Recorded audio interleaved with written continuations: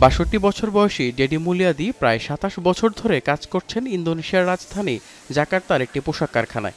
দেশটির অন্যান্য পোশাক কারখানার মতো এটিও এতদিন ধরে আমেরিকার স্বনামধন্য H&M, জারা এবং আমেরিকান ঈগল সহ বিভিন্ন ব্র্যান্ডে তৈরি পোশাক সরবরাহ করে আসছে।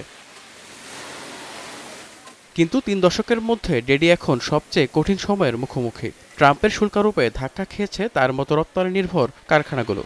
জানান, তার কারখানার ৮০% পণ্য যেত আমেরিকায়, কিন্তু শুল্ক চুক্তির পর বেশিরভাগ ক্রেতাই পোশাক কেনা বন্ধ করে দিয়েছেন।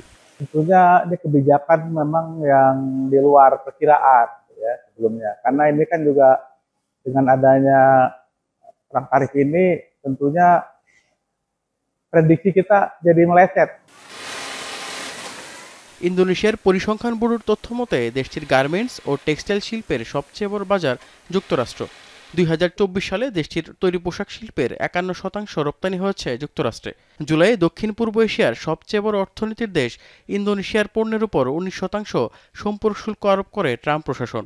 ফিলিপিন্সের উপরও একই হারে শুল্ক আরোপ করা হয়, আর ভিয়েতনামের পণ্যে ধরা হয় ২০% সম্পূরক শুল্ক। Pasar itu kan nanti mempengaruhi menjadi masalahnya di pembelinya, end user-nya. Karena end user itu akan membeli barang ini dengan harga yang mahal, dengan tambahan tarif.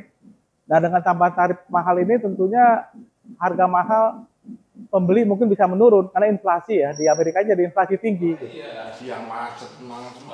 বিশ্লেষকরা বলছেন, দক্ষিণ পূর্ব এশিয়ার অন্য দেশগুলোর তুলনায় শুল্ক কম হওয়ায় অবশ্যই ইন্দোনেশিয়ার জন্য অনেক বড় সুযোগ, তবে সতর্ক থাকতে হবে। Kebanyakan diantaranya juga adalah produk-produk multinasional branded gitu ya. Itu yang pertama, dan tentu ini akan bersaing antara satu negara dengan negara lain. Kita tahu bahwa Vietnam juga melakukan hal yang sama, mengekspor produk tekstilnya. Negara ini Middle East, Australia, Amerika Latin, Kanada dan sekitarnya, tapi kita memang belum masuk ke negara-negara standar dekat Rusia itu kita belum. বাণিজ্য যুদ্ধের নতুন এই বাস্তবতায় শুধু ইন্দোনেশিয়াই নয়, দক্ষিণ পূর্ব এশিয়ার অন্যান্য পোশাক রপ্তানিকারক দেশগুলোকেও নিতে হচ্ছে কৌশলগত সিদ্ধান্ত। নতুন বাজারের খোঁজে নামতে হচ্ছে অনেক উদ্যোক্তাকেই। অভিজিৎ শান্ত, এখন বিশ্ব।